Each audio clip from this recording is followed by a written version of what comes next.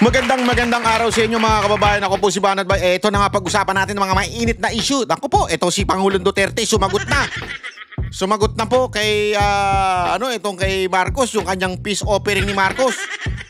Alam niyo naman si Marcos, di ba? Dahil dun sa bloodbath ni VP Sara Duterte, bigla hong tumiklop at sinabi niyang peace na tayo. Peace na, please. Peace na. Peace na. Di ba? Biglang, alam naman yun ito si Marcos. Talaga namang mahinang nilalang. Tapos, sumagot si Pangulong Duterte doon sa dahig. Alam nyo ba kung ano sagot? Unya. Mamaya pag-usapan din natin mga kababayan itong si Risa Ontiveros ang aga mag-announce na tatakbo, may plano o merong pinag-iisipan na siya'y tatakbong presidente. Naku po. Ang kapal na mukha mong... Naku. So, ikaw ang pinakamakapal na mukha. Natatakbok pa talagang presidente Ang dami mong sabit-sabit. Mamaya, ipapakita ko sa inyo yung sabit niya. Nako! Mawiwindang kayo mga kababayan. Ipapaalala ko sa inyo. Mamaya, pag-usapan natin yan, Pero syempre, bago naman natin pag-usapan yan, baka naman, pwede kayong mag-subscribe. Ano ba yan? Ba paulit-ulit na lang Hindi kasi yung subscriber na natin, mantakay mo may nanonood dito sa atin, 52% hindi nakasubscribe. Labo nyo. Nood lang na nood sa kapitbahay Mantakin mo. Nood tayo na nood, hindi man lang tayo nagsusubscribe. Huwag naman ganun. Ang sakit naman sa feelings nun. As in feelings, happy. Mag-subscribe naman po kayo.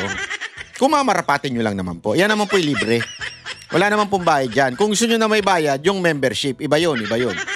Yung membership, parang commitment nyo yun na kayo ay nakikipaglaban sa bayan at sinusuportahan nyo si Banat Bay. So, may monthly yun. Kung ayaw nyo yun, eto na lang subscribe. Tapos click nyo yung notification bell, wala rin bayad dyan. Konting effort naman. Ang hirap sa inyo, ako lang nag-effort sa relationship na to. Drama animal ka. Ay, ayoko nagkakajowa kasi ako lang ang nag-e-effort. Di ba? Mag-effort naman tayo, yan subscribe na po tayo. At syempre, yung Facebook natin at saka yung TikTok natin, baka naman pwede rin i-follow nyo na yan. Is it too much to ask? Follow nyo na. Sige na. Sige na, habang kayo tumutusok-tusok ng fishball, kikiam, at habang kayo nagtataho, nagkakape, nagbabate ng itlog. Sa umaga, nagbabati kayo ng itlog. Di ba? Tapos kakain kayo ng itlog na may hotdog. Sarap yun. Itlog na may hotdog. Favorite ko yun dati. Sasama mo ng kanton. Sarap nun. Pansit kanton, hotdog, kanin, itlog. Ayan. Yan ang recipe sa kamatayan. Yeah? Gago! At wag mong tatapusin ng walang soda, walang sopis drink sa dulo. Sigurado tigok. Gawin mo 'yan araw-araw. Di ka tatagal ng mga 50 years, ganon. Okay? Simulan na natin mga kababayan. Like na. Simulan na natin. Ako po, alam mo, ito na nga, sumagot na nga si Pangulong Duterte dito sa sinabing di umanong peace offering, sabi ni Marcos, ayoko na kipag-away. Gumagano kadrama-drama. Gumaintindihan tong taon to, no? Pagkatapos niyang usigin ng mga Duterte, pagkatapos niyang dalin si Duterte sa dahig, bigla sasabihin niya, ayoko na nga away, gusto ko ng peace. Anak ka ng weteng, oo. Ibang level ka talaga, Marcos. Yung pambubudol mo, kaliwat kanan, Sabagay, kaya ka naman nanalo dahil sa binudol mo yung mga Pilipino, sasabihin mo, 20 pesos na bigas. Di ba? Wala naman nangyari. Sasabihin mo, golden age. Ipagpapatuloy mo ang ginawa ni Duterte. Wala ka namang ginawa. Hindi mo naman pinagpatuloy. Tinigil mo pa ibang mga proyekto. Hindi natin mapapasukin ng ICC. Tama naman, hindi naman pinapasok Dinala nga niya si Pangulong Duterte doon. Doon yan dinala, hindi niya pinapasok dito. Ang berang kalabaw yan, Anyway, ito na nga. Pag-usapan na natin, At syempre, sumagot si Pangulong Duterte sa pamamagitan ng kanyang kapatid na poging-pogi na si Serbong. Ito si Serbong, ang tigas niyan. Antigas niyan. Sa sobrang tigas niyan, napakaganda ng asawa niyan, ni Serbong. Oh, talaga naman. Ayan ang matikas ha. Ito may ano na ito, may edad na ito, pero grabe ang itsura niyan pag nakita mo sa personal yan. Walang binatbat si Panelo dyan. Joke lang, Atty. Panelo. Baka patay ko, babanatan mo. Binabanatan mo na nga si Rocky, binabanatan mo pa ako. Wag naman. Magkasama tayo sa seminay. Pasok. Ayan. Ayan. He's doing fine. Ganun pa rin. Kapatid po yan ni Pangulong Duterte, ha? Pero lakas-lakas pa ho nito kahit na ano po ito, malupit po ito. Isolated, so medyo lonely. Wants to go home. But I cannot brief him about the case. So sabi ko lang, kasi nakikinig sila eh. Bawal talaga. Baka mamaya malaman nila yung mga ating mga taktika, no? Yeah. So, kung lang ako na I cannot discuss this case sa loob. So, mostly ang di-discuss namin, nag-brief ulit ako sa kanya sa politika sa atin, kay BP. Sabi ko si BP, ayaw ng kwan. Gusto niya matuloy yung impeachment kasi gusto niya bloodbath. Ano sabi ni Tatay Digong doon? Nako, ayan na. Ano? Grabe yung giti pa lang. Pa-suspense ka naman, Banat Bay. Huwag naman suspense. Hindi kasi natawa ako sa sagot ni Pangulong Duterte tungkol doon sa bloodbath. Sinabi daw ng brother na si Bong Duterte, brother po ni Pangulong Duterte, tungkol yung bloodbath na sinabi ni BP Inday. Ito po ang sagot ni Pangulong Duterte tungkol sa bloodbath. Sabi niya? Sinabi ko na yan sa kanila ng isog yung bayanan. Ano sa... maisog daw yun. Oh. Sinabi ko na sa kanila yun, maisog yun. Yari kayo ngayon. Kasi tigas ng ulo ninyo tigas ng mga kulentang nyo Hindi kasi alam mo, sa dami-dami ng aawain nilang politiko, si BP Sara Duterte pa, talaga daw, kahit nga si Pangulong Duterte, sinasabi niya, mas siga sa akin yan, mas ano sa akin yan, mas malupit pa sa akin yan. Sinasabi niya, mas stricto. Hindi, which is totoo naman. Kahit sa Davao, magtanong ko kayo ng mga taga Davao, yan ang sinasabi nila sa amin Yan daw si BP Sara Duterte, abay, mas mahigpit daw yan kay Inday pag naging mayor. Natatakot yung iba dyan pag naging mayor yan. Si Pangulong Duterte, kung sabi nga nila, kung natatapangan na kayo kay Pangulong Duterte dito sa Davao, wait till you see BP Inday Sara Duterte. Kaya sabi ni Pangulong Duterte, sinabi ko na sa inyo yan, maisog yan. Sabi, maisog? Isog si BP. Isog si BP, matapang si... Hindi mo na mapigilan yan. Agoy. Sinabi niyo ba yung sabi ni Marcos Jr. na gusto na niya makipagbati sa mga Duterte? Anong sabi niya? Nagkwan. Ayan, ako. Ayan na. Ayan na, yung title natin. Yan. Nung sinabi mo ba, sabi ni Roque, na gusto makipagbati ni Da Junior. Bati. Bati na tayo, bati na. Sabi ni Marcos, bati na tayo. Ito Pangulong Duterte, bati na tayo. Ito daw ang sagot ni Pangulong Duterte. Parang in a way, he doesn't believe. He doesn't believe it. Ayun, he doesn't believe. So ayan na nga po. Ang banat ni Pangulong Duterte, parang sabi niya, naging Indian si Pangulong Duterte. I don't believe it. Naging Indian siya. Okay. Alam mo, ako rin naman, di naman ako naniniwala doon sa bati-bati niya. Hindi ako naniniwala. Yung iba sinasabi nila, gusto na ng peace, ganyan, gusto na ng ganito. Ako, hindi ako naniniwala doon. Pambubudol na naman yun. Alam mo to si Marcos, wala na to sinabing tama. Wala na to sinabing katotohanan. Puro kasinungaling na sinasabi niyan. Sus, Ginoo, wala. Magsabi kayo sa akin ng 3 bagay na sinabi niyang totoo. Wala! Kaya sabi ko sa inyo, yung tao na yan, wala talaga. Yung pagiging sinungaling niya sagad sa buto. Ganyan si Marcos. Yung katotohanan. Yung lahat na sinasabi niya, ewan ko, pawang imbento, o kung hindi naman pawang imbento, pawang, ano mo yun, ng bubudol, o diba, nagpapangako. Para politiko. Typical politiko. Iba sinasabi siya ginagawa. Wala pa ako nakitang ginawa niya na galing sa isa kanyang sinabi. Wala. Ultimo nga yung sinabi niya, di ba? Ang linaw nung paulit. We don't need ICC. We will not cooperate and we will just... Gano'n ba? Pag nagsalita yun, parang laging uutal-utal. ICC. Tapos biglang pinalis. Anong sinabi niya? We did not cooperate with the ICC. We are duty bound with the Interpol. Sabi ko sa inyo walang ginawa ng sabit man. Hindi, wala naman talaga sinabing tama yan to si Marcos. Puro kasinungalingan talaga. So, kaya nagpapaniwala dyan. Ayan nga sabi ni Pangulong Duterte, parang gumano na lang daw si Pangulong Duterte na I don't believe it. Ay, sus. Alam ko na yung mga galawan ng mga easy. Banat ba? Kulong siya no? Wala siyang sinabi, gumanon lang siya. Gumanon-ganon lang siya. Okay. So, sabi niya, sinabi lang niya na bantay sila dyan kay Sara. Hindi yan mapigilan. Naku, bantay daw sila kay Sara, hindi mapipigilan yan. Naku po, Mr. President, tinakot pa. Tinakot nyo na naman. Takot na nga nung sinabi lang bloodbath, takot na yung mga tao. Kasi sinabi pang handa, bantay kayo dyan kay Inday. Ganyan niya magsalita. Bantay kayo dyan kay Inday. Di ba?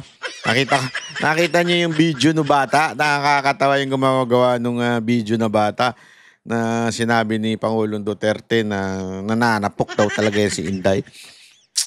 Naku, bantay kayo dyan, maisog yan. Sabi ko, lalo na hindi mapigilan ka, nandito ka sa loob, hindi ka makakuan sa kanya. So, yun, lalo lang hindi mapipigilan. Kasi nga, ito si VP Sara Duterte, ano ito sabi niya nga, di ba? Ano ba yung sinabi niya? Kaya niya talaga makipagbarugan. Yan talaga ang tunay na banateras. Ito si Inday, talagang wala siyang pakialam. Kasi yung iba, takot makipagbanatan kasi una, may bantot, may baho, ika nga. May itinatago, di ba? So, syempre, kung ikaw may tinatago, parang tahimik ka na lang. Baka mamaya, mabuking pa ako sa mga kalokohan ko, sa mga katarantaduhan ko. So, relax na lang ako, di ba? Ganon, di ba? Pero ito, hindi. Sabi niya, wala kasing tinatago si Inday. Walang tinatago yan si VP Sara Duterte. Talagang, kung ano yung nakikita mo, yun siya. Tanggapin mo o hindi. Yeah? Kasi marami nga nagsasabi dyan. Sabi nila, may mga nakikritik na masyado emotional si Inday. Sana yung mga galit niya, tinatago lang niya kasi mapapahamak siya sa ginagawang niya yan. Wala sa kanya yun eh. Sa totoo lang, wala sa kanya eh. As a matter, pakulit-ulitin niya pa yun. Pag sinabihan mo siya ng ganon, mas uulit-ulitin niya pa yun. At hindi lang uulit-ulitin. Dadagdagan niya pa. Mantakin mo, di ba? Nademanda, naakusahan na nga siya. Tungkol po doon sa sinasabi niyang pag siya na pinatay, ay ipapapatay niya rin, di ba? Meron na siyang inutusan. Yan ang sinabi niya. Hindi siya tumigil doon. Sabi niya, I want it bloodbath. Although we know that it is not literal. Si Claire lang ang hindi nakakaalam na hindi literal yun. Tatanong niya pa sana, I hope it's not literal. Siya lang naman yun eh. Pero ganyan talaga yan. Kung sabi niya nga, kung gusto mo makipagbabuyan sa putikan, gagawin ko yan. Kasi nga, one, wala siyang tinatago. Wala siyang baho. Pangalawa, aside from sa wala siyang baho, wala siyang pakialam. Whether you like her or you don't like her. Kasi alam mo, yan ang tinatawag na, alam mo kasi mga politiko, people pleaser yan. Ang buhay kasi nila nasa tao. Ang buhay nila nasa sa mamamayang Pilipino, sa mga taong bayan, mga nasasakupan nila. Kaya yan, ingat sa salita. Iisipin nila, pag sinabi ko ba ito, tataas ang aking trust rating? Pag sinabi ko ba ito, magagalit ba ang tao? Meron silang ganun eh. They are still, tawag mo nun people pleaser, ika nga. Ganun sila. Pero ito kasi si Inday, wala siyang ganun. Sa kanya, okay, kung ayaw mo ko, di wag. Kung gusto mo ko, di sige. Basta ako, gusto mo ng babuyan? Literal eh. Ako eto. Yung ginawa niya itong last campaign, talagang yung mga tarantadong congressman, pati yung mga iba pa, talagang yung kalaban, yung kalaban ng mga tarantadong yun, talagang pinuntahan niya. Hindi niya ako, personally, alam ko, hindi niya kilala yung mga yun eh. Pero kinampanyan niya, binaboy lang niya yung kalaban. Wala yung, ano ba yan? Vice President ba yan? Wala. Basta binaboy niya yung kalaban. O bahala na kayo kung you will take it o you will not take it. Basta bababuyin ko tong kalaban. Kasi nga, binaboy ako eh. Ganun si Inday. Well, alam mo yun, parang, although it's calculated, I think it's calculated, dahil matalino yung Ali, pero wala siyang pakialam. If you like her or you don't like her, bahala na kayo. Basta, he will do what she thinks tama, gagawin niya. Di ba? Ganun lang yun si Inday. Oh. So, yun lang. May mensahe ba siya, sir, sa mga kababayan natin? Ulit nagpapasalamat talaga sa suporta ninyo. Yung andayang support ninyo. Sabi ko paglabas ko nito, merong mga nag-aantay pa rin doon. Sabi ko from different parts of Europe. Although sinabi niya na parang concerned din siya sa inyo na you have to go all the way here just to go on. Pero sabi ko, hindi mapigilan yan kay sila man ang gusto. So sabi niya, salamat lang talaga daw. Nabanggit niyo ba ho yung ating marcha nung 17 at yung parating na pagtitipon sa 24 Sa 24 po. Yeah, I mentioned that. Sabi ko ito sa big crowd. Tapos sabi niya, really? Sabi ko, tapos there will be another one sa 23 ba yan? 24. 24. And then sabi ko, and then another one kung dadating na si... Sinabi niyo na may posibilidad na darating si Inday Sara. Ang kuha na lang natin, if ever kung dumating si Sara, ako naman medyo... Uuwi. Balik na muna doon. So whoever kung sinong dadating sa mga anak, silang take over. Ako talaga, all I can do sa loob, because as I said, cannot discuss the merits of the case law. So nag-brief lang ako sa kanya sa pangyayari sa Pilipinas. Paano po ang briefing nyo? Anong sinabi nyo latest development sa Pilipinas? Sinabi ko kaya yung si BBM gusto ng reconciliation, si Dilimam, null and void yung kanyang acquittal, si Tiangco, tsaka si Tamba,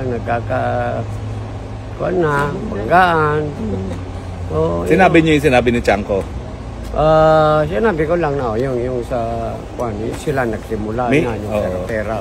Meron ba siyang sinabi? Anong sabi niya nung nalaman niya? Hindi ko masyado siya nagmanya. Kasi more or less, alam naman siguro din yung laro. Tapos sinabi ko yung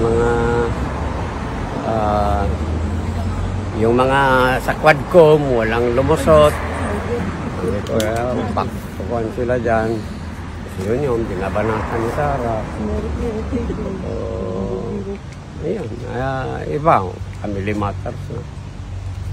So, yun lang. I need to be updated ako talaga ng mga pangyayari so that pag andun ako, ma-feed ko sa kanya. Sige, sa susunod po, bigyan ko kayo ng briefer, mga balita sa Pilipinas. Yeah. No? Parang yung binibigay namin dati sa kanya, no? Yeah. Para malaman niya kabuuan ng balita.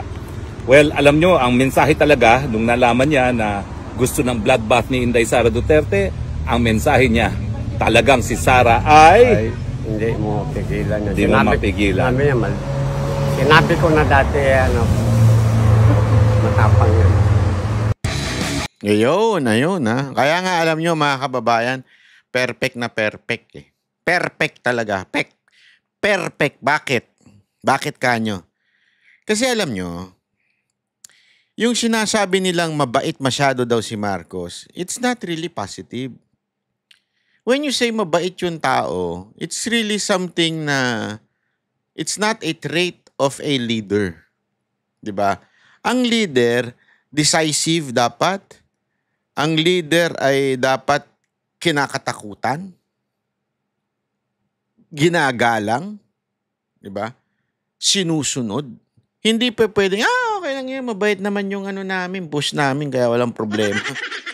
Ayos naman, okay lang.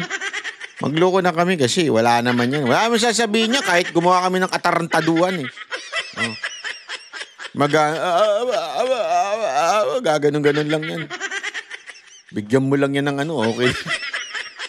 Hindi pwede kasi, hindi pwede yung ganon. Especially sa Pilipinas, alam mo, yan yung isang bagay na sinasabi kong paulit-ulit sa inyo mga kababayan. We need a strong leader. Kasi one, ang Pilipino, yung disiplina, ano talaga eh. Ewan ko ba? Pag nasa Pilipinas, parang nawawala yung disiplina natin mga Pilipino. Oo. Eto, halimbawa ako na nga lang eh. Yung simpleng itatapon na lang sa basura, may nakasulat na nga eh. Halimbawa, mayroong nakasulat dyan. Please throw your trash in the garbage. Tangina, iiwan pa rin yung pagkain doon. Hindi nakakabuisit, di ba? Akala mo naman, sobrang effort yung magtapon ng basura. Sa tabi lang. Yung tabi lang, tatapon mo lang, hindi pa itatapon. Kagago, di ba? Oh. Kailangan pang magsulat ng bawal tumawid dito, may namatay na. Kailangan pa ba natin ng ganun? Alam niyo kung bakit? Kasi nga, doon sa bawal tumawid, doon masarap tumawid. Hindi niyo ba napapansin yun? Mas doon yung umahakbang yung mga tao para silang mga zombie. Hahakbang sila doon sa alam na nga nilang, bawal tumawid doon. To the point, ito kahihiyan to. Honestly, kahihiyan sa mga Pilipino to, yung maglalagay ka pa ng rehas para lang sabihin talaga na huwag kang tumawid dyan, lalagyan ka pa ng rehas, para kang nilagay sa kulungan. Hindi ako, natatawa ako eh. Ito, walang biro to experience. Ito, binidyo ko ito sa Japan eh. May tawiran, iskinita, okay? May stoplight yung putangin ng iskinita. Sorry Every time dumadaan kasi ako doon, natitempt akong tumawid kasi iskinita yun eh. Mantakin mo, may pedestrian lane doon sa iskinita, may stoplight. Tapos, hahakbang ka lang ng mga 2 o 3, may tumatawid na kasi nga, iskinita yun. Walang dumadaang kotse doon. Ano yun eh, daanan, lakaran ng mga tao yun. So, 1 to 3 steps, tumatawid na yung mga tao doon sa bandang dulo. Kasi nga, mga stores na yon, mga butik na, ibig sabihin, mga pasyalan na yon, okay? Pero doon sa maliit na yon, yung mga tao nakatigil talaga. Kasi nga, nakakita sila ng pedestrian lane. Pangalawa, may nakita silang stoplight. Even if they can just, alam mo yun, tumawid ka kasi wala namang sumadaan dun. Since may stoplight, hindi talaga sila tatawid. That's how disciplined they are. Pero pag lumakad ka ng mga 2-3, kaya nga ting dumadaan ako dun, gagawin ko para tumawid. Kakanan na lang ako, doon sa eskinita kasi butik na yung mga nandun. Tapos pag may nakita na akong butik, doon ako tumatawid kasi wala nang stoplight doon. Wala nang doon, wala nang pedestrian lane doon. Kasi nakakahiya na tumawid doon sa may pedestrian lane, may stoplight. Sa Shinjuku yan eh. Tawa ako dyan. Malapit dyan sa yung bilihan ng mga Louis Vuitton. Ano ba yung Commodore ba yun? Basta, banda doon. Tapos loob ko, ganun sila talaga kadisiplina. Tayo mga Pilipino, nilagyan mo na ng harang. Nilagyan mo na ng, as in, yung parang sa mga baboy. Yung harang talaga rehas. Pero asahan mo, may tatawid at tatawid pa rin. Minsan, ito pa ang pinakamalala meron ng traffic MMDA na nandun, traffic enforcer na nakatayo doon, meron pa rin tatawid. Tapos yung tatawid na yun, alam nila na pag ito along EDSA to sa ilalim ng isa may show.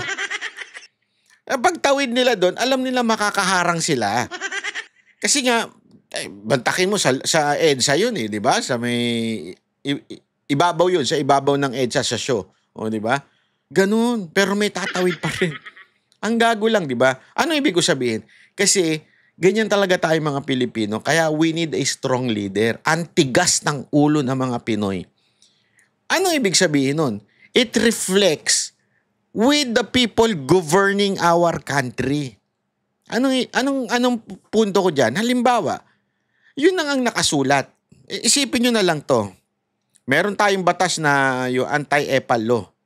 Pero, sino ang nandun? Yung mismong presidente. Alam nyo ba yung anti-EPAL law, yung mga project? Dapat wala yung pangalan ng presidente, wala yung pangalan na nagpagawa. Gobernador, mayor. Minsan yung presidente pa, yung pangalan pa niya eh. Honorable Excellence Marcos, ganun. O diba, akala ko ba may batas tayo dyan? I mean, ganun tayo ka-literally pasaway. Kaya tuloy, ano yan, hanggang baba yan. From Office of the President, hanggang sa kapulisan. Yeah. Ako, natatawa ako. May bago na namang pautot si Marbil eh. Although, sabi ko nga, ewan ko, parang minsan common sense na lang eh. Pag naka-duty, bawal ang natutulog. Natural! Ano ka? Minsan kasi ako, honestly, minsan naawa ako sa mga security guard. Bakit? Kasi yung security guard, ang problema dyan, 12 oras sila. Yan ang problema ko dyan. Hindi ko alam bakit hanggang ngayon sinasagad pa rin yung 12 oras na mga security guard eh. Na kawawa, 'di ba? Ikaw ba naman magtrabaho ka ng 12 hours? Talaga namang tapos lalo na yung panggabi, 'di ba? Kaya minsan di mo masisi kung minsan umiidlip na sila.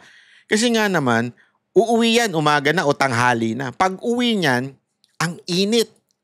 Tapos siyempre yung iba diyan wala namang aircon po. Pag uwi mo, ang init, ang ingay-ingay ng kapitbahay mo, nagkakaraoke. Hindi ka nakakatulog, tapos papasok ko na naman sa gabi. 12 hours ka na naman, di ba? Naintindihan ko yan kasi pribado yan. Ang hindi ko maintindihan, dun sa ibang mga kapulisan natin, namatik naman na yun. Huwag kang natutulog. Di ba? Kabang naka-duty ka. Sa loob ng mga presinto. Minsan pa, nagse-cellphone pa. Hindi, alam mo sa ibang bansa, dito magtatak ako, syempre particular ako sa Japan dahil dyan po talaga tayo madalas. Obserbahan mo yung mga empleyado, walang hawak na cellphone. Tingnan mo. Hindi mo sila makikita na nagse-cellphone habang nagtatrabaho. Sa atin, istorbo ka. Pag pumasok ka sa restaurant, nagse-cellphone yung mga waitress doon. Minsan nakataas pa paa. Kakain kayo? Kakain kayo? Ang papasok ko sa restaurant, ang gagawin ko, maliligo. Ay, ganun eh. Ilang kayo? Kapag ganun kasi. Meron po ba kayo nakikitang kasama ko? Yung bang parabagang sir, hanggang ganito lang tayo last order. 1 oras pa yun eh. Yung last order mo, 1 oras pa mula ngayon. Ano ba sa tingin mo sa akin pag kumain ako 3 oras, 2 oras, 4 na oras? Yung parabagang pagdating mo, istorbo ka sa kanila. Sa bagay, naglalaro ba naman ng yung coins, turing, turing, gumagano ng cellphone yun, turing, turing. Yeah. Walang biro. Sa ibang bansa, hindi ka makakaiwan ko Ako, particular sa Japan. Hindi mo makikita yung empleyado doon na waiter o sa cafe na nagse-cellphone. Once nagtrabaho sa kanila, iniiwan na nila yung cellphone nila sa locker. Hindi ko sila yung habang wala namang customer. Cellphone ako. Walang ganun. Yeah? Ano ibig ko sabihin? Hindi ganun kasi yung sa Pilipinas eh. Alam niyo ba na yun na isang pagnanakaw sa oras? Sa opisina. Lalo na sa bilang public official. Makikita mo sa mga LTO, sa mga tanggapan ng mga city hall. Yeah? Ang haba-haba ng pila, tas makikita mo, mabibuisit ka, nagte-text-text lang yung mga tao dun sa loob. Hindi kung ako lang, maging mayor, pagbabawal ko. Pag ikaw pumasok, iiwan mo cellphone mo sa locker. Pag hindi mo iniwan yung cellphone mo sa locker, suspindi ka sa akin. Kasi dapat, ang concentration mo, wala dun sa cellphone mo. Diba? Paliwanagan nyo na lang mga silosan yun yung girlfriend. Sabi nyo, pag trabaho ha. Hindi yung para akong reporter. Kakain na, magme-merienda na, iihi ako, tatai ako. Papasok ko yung dokumento sa drawer. Lahat na lang inireport ko. Reporter ka? Hindi, yun lang. Sana tayo, mga kababayan, pagka trabaho. Yung mga jowa, huwag nag-iistorbo. Istorbo rin kasi yung mga jowa eh. Maya't maya eh. Nakakabuwisyo talaga, sa totoo lang. Ayoko na lang magkomento. Ang daming ganyan eh. Ang daming ganyan sa Pilipinas. Kaya alam nyo, natuwa ako eh. Isang bagay na kinatuwaan ko talaga ay yung pagtungtong ni Pangulong Duterte, yung no smoking ban sa mga bars. Wow! Palakpakan talaga ako doon. Kasi po kami, alam nyo naman kami, di ba? Nagpe-perform sa bars. Grabe usok. Talagang grabe usok. Kasi katarantaduhan nyo, nag-i-inspection yung health department ng mga local government. Sine-check nila kung sapat ba yung exhaust. Hindi ho totoo yun. Katarantaduhan, iba dun, nalalagyan pa eh. Di ba? Para lang mabigyan sila ng health certificate. Di ba? Pero nung panahon ni Pangulong Duterte, nung sinabi niyang bawal ang manigarilyo, lahat talaga. Lahat. Ako, ko dun eh. Witness ako dun. Dun sa mga, kaya tuwan-tuwa kami dun eh. Kasi dun sa bar, although, yung mga bar, nagre-reklamo kasi humina daw sila. Dahil dun sa no smoking. Sabi ko, antay lang kayo. Once nasanay na ang tao and people, all clubs, all bar will follow, sure yan, di ba? Sure yan na babalikan at babalikan pa rin kayo. Ganun na nangyari. Binalikan pa rin po sila. As a matter of fact, naging healthier na environment, di ba?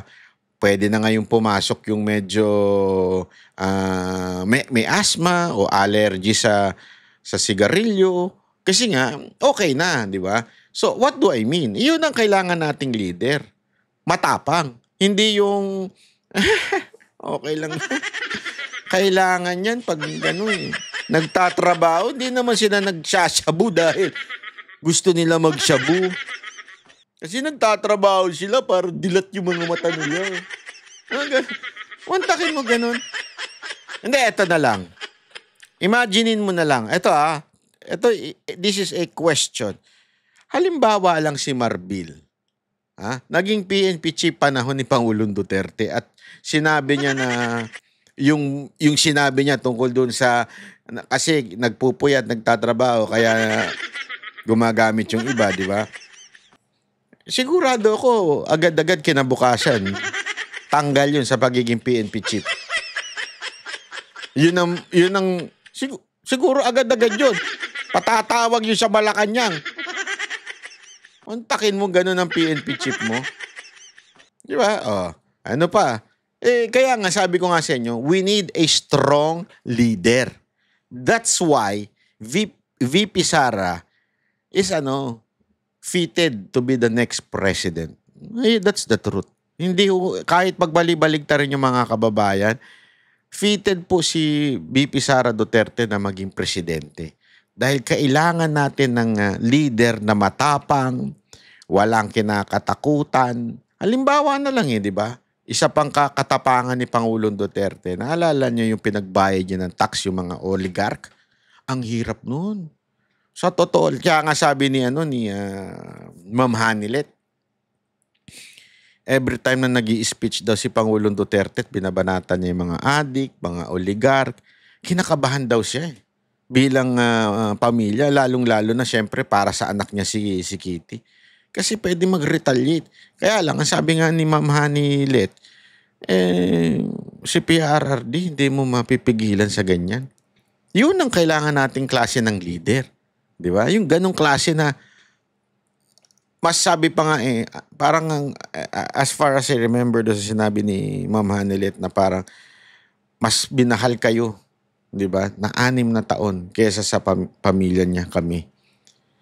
Kasi talagang binigay yung buhay. Alam mo, doon sa bagay na yun, saludo talaga ako. Saludo ako kay Pangulong Duterte. That's hard. Especially yung favorite mo yung anak mo na bata, babae. Di ba? papas boy nga, di ba? Yun nga kwento ni Ma'am Hanilet na gusto pa lahat talaga ng ginagawa ni Kitty nandun ng tatay niya. Ang hirap po nun, ha? And yet, alam mo yun, para sa bayan, ginawa ni Pangulong Duterte yung dapat niyang gawin. At yan ang meron si VP Sara. Hindi pa pwede doon sa sinasabing si Ontiveros. Ngayon may balita, mga kababayan. Oo, wantakin mo si Ontiveros. May plano. Anak ng weteng. Ang kapal ng mukha mo. Di pa nga yung issue noon sa di ba? Hindi, hindi ko naman sinasabing nagnakaw siya. Wala akong sinasabing nagnakaw siya. Hindi ko rin sinasabing involved siya sa anomalya. Pero as far as I remember, may problema pa sa issue dyan sa PhilHealth Di ba?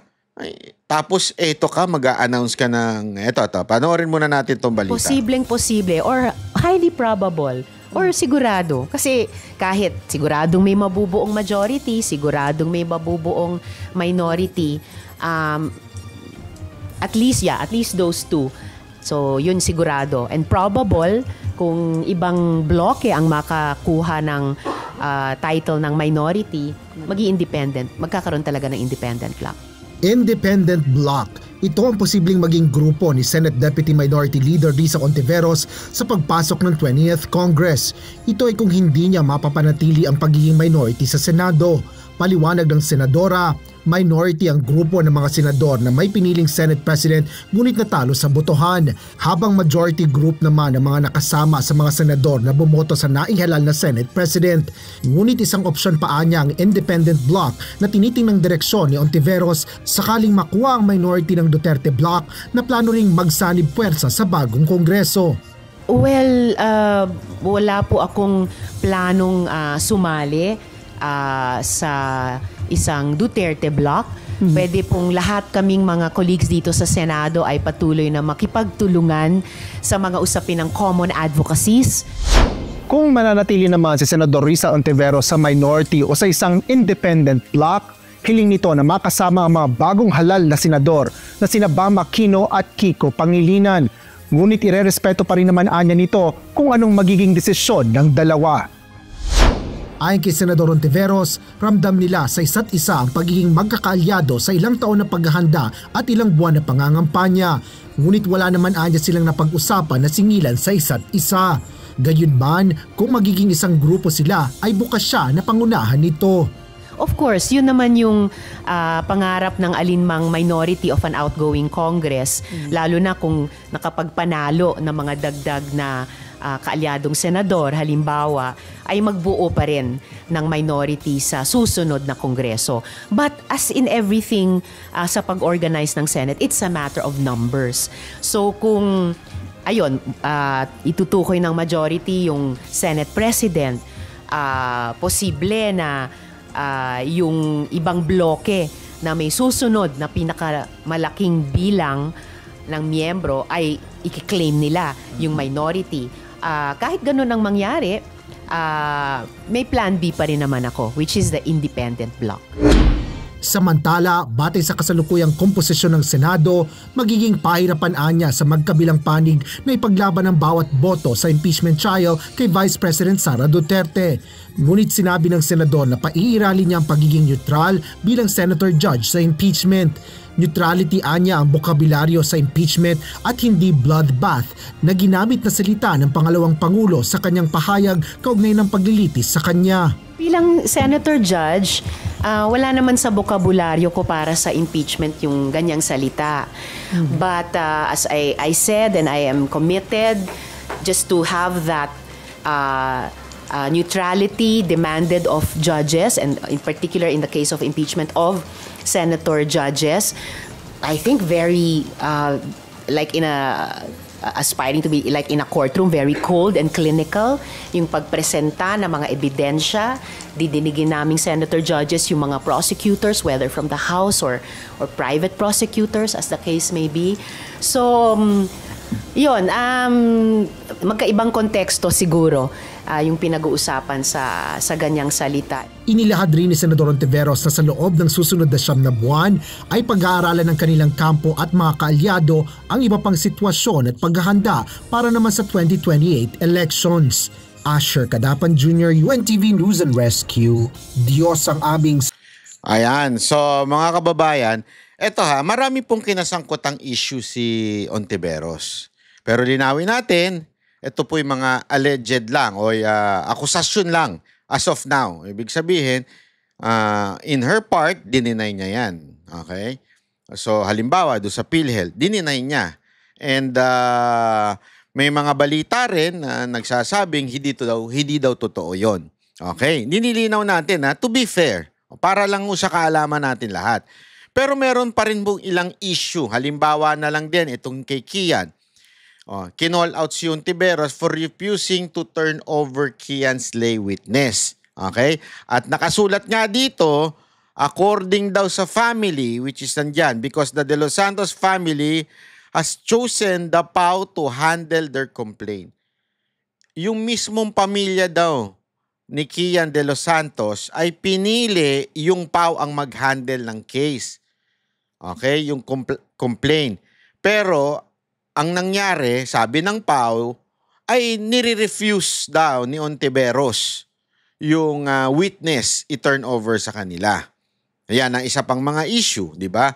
Halimbawa, itong isa pa, itong group claims senator bribe witness against Parmali. Sabi nitong anti-corruption group Citizen Crime Watch Wednesday, ayan alleged that Senator Ontiveros and her staff bribe a witness into lying about the guilty of face. Dako po, mga kababayan. Again, these are news na may mga alegasyon kay Risa Ontiveros na dapat talaga niyang munang linawin. Sa tingin ko, ito'y dapat niya munang linawin bago siya mangarap maging Pangulo. Kasi ang parang ang dating ngayon, doon sa iba pa natin mga balitang napanood, parang hindi naman sa prepared or considering, pero parang ganon. Dahil nga, di ba, napasok yung kanyang akbayan. Tapos, napasok si Bam at saka si ano. Kasi eto mga kababayan, ingat tayo. Kasi meron ngayon, hindi ko sinasabing pareho sila pero in idealism, medyo hawig sila. Okay? Merong, di ba, yung mga makakaliwa, yung komunista, alam natin yan, di ba? Meron yan, mga natanggal na party list, pero napalitan po sila ng mga socialista. Yun naman ito kasing si Ontiveros, hindi po ito left baka sabihin nyo left po ito. Ito ay parang breakaway group ng galing sa makakaliwa. Parang ang kwento dito parang merong hindi sila pagkakasunduan. So hiwalay sila with the left. Okay? Comparing with this socialist group tulad nila Bam Aquino, nila Kiko, nila Jokno. Yan yung lumilinya doon. Meron pa isa diyan bago yung party list, yung kilala sa TikTok na maingay. Yung nakalimutan ko, parang Kamang Gagawa ba yun? Ay iyan po yung mga tinuturing na mga socialist ang datingan nila pagdating sa idealism nila. Ay sa kanilang mga parang paniniwala o yung kanilang magkakasama yan nila Jokno. Kaya nung una pa lang, yung may mga Duterte supporters sinasabi, uy, okay itong si Naku, nalam ko na yung mga ganyang galawan. Sinasabi nila, uy, okay itong nasa TikTok na si Iba kasi, alam nyo, naintindihan ko yung mga ganyang bitawan niya Masyado siyang idealistic na to the point, hindi na realistic yung mga sinasabi. Yung tipo ng tao na panay lang ang reklamo. Kahit sino maupo dyan, magre-reklamo yan. Wala, din yan hawig din yan doon sa mga makakaliwa. Iniba lang nila yung pangalan nila. Iniba lang nila yung estratehiya nila kasi sunog na Sunog na yung mga makakaliwang komunista. yung mga CPP, NPA, NDF, sunog na kasi yun eh. Naibulgar na ng SME na yun, naibulgar na ni Pastor yun, naibulgar na ni Pangulong Duterte yun, naibulgar na ng itong ni BP Sara Duterte. Na ano na sila, nasunog na to the point, di na nga nanalo, di ba? I think nanalo na lang yung isa, kinaawaan ata eh. Di ba? Tinanggal yung Duterte yun, tapos pinasok yun eh. Oo. Hindi nila kasama ito ha. Inililinaw natin, hindi nila kasama itong mga akbayan at saka itong isa yung isa pang grupo. Hindi nila kasama yan. Pero almost the same ang kanilang style. Kaya mag-iingat tayo kasi may nabubuo ngayon na ganyang ideology, ika nga. May nabubuong ganyan. Okay? Ingatan natin dahil kunwari lang yan, hindi sila parte doon nito mga kaliwa, pero same sila ng pag-iisip, same sila ng style, same sila ng, ewan ko, pinaglalaban ba? Basta same sila. Oh. Yan ang ano. Kasi nangangako pa ngayon na kung ano-ano. Talaga daw ibubulat-lat ang mga issue sa Kamara. Abay, tingnan natin. Yan din naman na sinabi ng makakaliwa eh. Yan din na sinabi ng makabayan black eh. Ano nangyari? Nakipagkuntsabahan kay speaker. Kasi sila, ang kalaban nila, si Duterte. Kasi nga naman, alam nyo, sabi ko nga sa inyo, si Pastor Kibuloy, hindi na, abangan ninyo, may mga magaganap. Ayoko na lang magsalita, pero watch out. Makinig kayo. In the future, lalabas ang katotohanan. In the future, lalabas ang katotohanan. Eto mga tarantadong mga ano na ito, makakaliwa na ito, itong mga lintik na komunista na ito. Antayin nyo. Ha?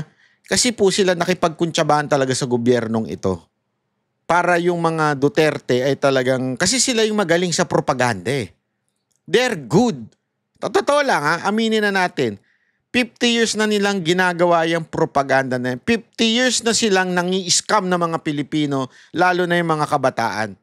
50 years na ho nilang ginagawa yan. Expert na ho sila, may PhD na sila.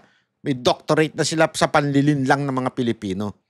Kaya nga ngayon, mantakin mo, yung number 1 na kumukontra sa mga hayop na mga komunista na yan, tinanggal pa sa Kamara ng Duterte Youth, di ba? Bakit? Kasi nga ho, alam nila eh. Isa pa, dapat yung ipanaw, panalo yan eh. Sa totoo lang ha, yung kila Ka Eric, saka kila Lorraine Badoy, panalo dapat yan eh. Kung nakaboto lahat ng OFW, kasi yan ang binoboto ng OFW, yung ipanaw nila eh, yung kanilang party list. Pero anong ginawa? Yeah? All of a sudden, in a few months, bigla nila hong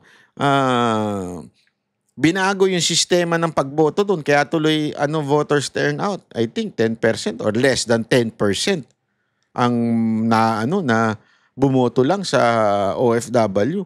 Na hindi tuloy umabot. Itong ipanaw na party list, di ba? Hindi ho umabot. Kasi alam nilang kukontrahin itong mga ganitong klaseng pag-uutak. Hindi lamang po itong mga leftist, pati ho itong mga socialist na ito, mga to. Maniwala kayo, ingat tayo kasi gumagapang ho yan. Gumagapang sila pretending to be the voice of the Gen Z. Pero in reality, luma na po yan na binago lang yung anyo. Ika nga, nagpalit lang ng damit. Pero same shit lang din ho yan. Same, makaluma, walang idudulot na maganda sa bayan, etong mga ito. Ito po yung mga lang ho, nagpalit lang ng anyo para lang katanggap-tanggap kuno sa Gen Z. Kaya nga yan ang gamit na gamit nila, yung Gen Z. Diba? Sobrang ginagamit nila yan. Na ako, naaawa ako sa mga kabataan, tatanga-tanga ngayon eh. Mantakin mo, tuwan-tuwa kayo nanalo yung akbayan. Tuwan-tuwa kayo nanalo sila Seljok, no? Hindi nyo alam mga karakas niya mga yan. Sa totoo lang. Kayo, sakay sa uso lang kayo. Kasi, I like that. Yun. Hindi nyo alam ang galawan niya mga yan. Kaya kayong mga magulang, Huwag kasi kayong masyadong nag-aaway ng mag-aasawa kaya tuloy yung mga anak nyo wala nang oras sa inyo, hindi nyo na nagagabayan. Hindi kasi minsan alam nyo mga kababayan, kasalanan din ng magulang. Pag kayo mga magulang nag-aaway, hindi kayo nakakasundo ng asawa nyo, tapos lagi kayong walang oras sa pamilya, yung anak nyo, saan pupunta? Saan kanino makikinig yan? O dun sa mga walang direksyon ng mga estudyante na kunwari, pa-relevant. I wanna be part of the society. I wanna magra-rally ako. Maki, baka. Maki, halika na, inuman na tayo. Ganun. Halika na, gangano na tayo. Ganggang na tayo. Di ba? O, yung mga Gen Z dyan. Pwede ba mag-Korean, K-pop na lang kayo? Huwag na kayo sumali dito sa usapin ng mga kunwari pa kayo. Hindi totoo. Kunwari pa yung mga yan Di ba? Ay, sus, Ginoo. Yun ang katotohanan po, mga kababayan. Again, hindi po natin sinasabi, ulitin natin na malinaw to, hindi po natin sinasabi na guilty po si Ontiveros pagdating po sa tanim witness. Although may mga issue siya at maging dun sa PhilHealth. Okay? Linawin natin. Just to give fairness and non-biased opinion. Hindi po ko sinasabing guilty siya. Pero, ang panahon ang magsasabi niya. Ako hindi. Pero ang panahon ang magsasabi niyan. Tingnan natin kung ano mangyayari sa future. Ika nga. Ayoko na lang magsalita. Pero, again, at this moment, binibigyan natin siya ng patas na opinion dito at hindi ko siya sinisiraan dito. Sinasabi ko lamang dito ay sa tingin ko, opinion ko, wala kang karapatan tumakbo ng presidente. Ang dami mong issue na dapat mo nang linawin sa taong bayan. Linawin mo. Kasi yung mga balita biglang nawawala, biglang kinakampihan ka ng mga fact-checker, mga ganun Di ba? Hindi, i-google nyo. Ako, sabi ko nga sa inyo, patas tayo. I-google nyo yung issue ng PhilHealth, issue ng Parmali, issue ng ni Kian de los Santos. Ang isang napansin ko, lagi silang sinasalo ng Vera Files. Na fact-checker ng Facebook ko, sino ba ang nasa Vera Files? Tanungin nyo muna kung sino yung nasa Vera Files. Kilala natin yung babae dyan, di ba? Alam natin ang ideology ng babae dyan. Kaya nga sabi ko sa inyo, may mga question. We're not saying you're guilty, but may mga question. Those questions are needed to be answered. Basta, yun na yun. Kailangan pong masagot ni Ontiveros bago siya mangarap maging presidente. Di ba? Yun lang naman sa akin. Kasi may mga lalabas pa siguro na hindi natin alam. Malay mo in the future. Kasi ang dami niyang investigasyon Kaliwat kanan ng investigasyon niya Kaliwat kanan ng witness niya. Hindi kasi alam mo, yung duda tuloy ng tao, meron na siyang issue dyan, may issue na siya dyan. Wala na, di ba? So, kailangan, linawin niya muna bago siya magpa-hearing na naman. Yun ang dan. Ayan ang usapan dyan. So, mga kababayan, ako, eto lang, binibigay ko lamang po sa inyo yung aking nakikita na kung bago siya maging may karapatan ba? Ika nga, bago siya mag-iinarte dyan, sabi nga nila, iayon ng kaartihan sa ugali. Iayon ng kaartihan sa ganda. Ibig sabihin, kung medyo pangit yung mo, huwag ka na mag-iinarte. Tama, mali? Biro lang Baka sabihin nyo naman, pinupuna ko yung pagmumukha niya. Hindi naman sa pinupuna ko yung pagmumukha niya.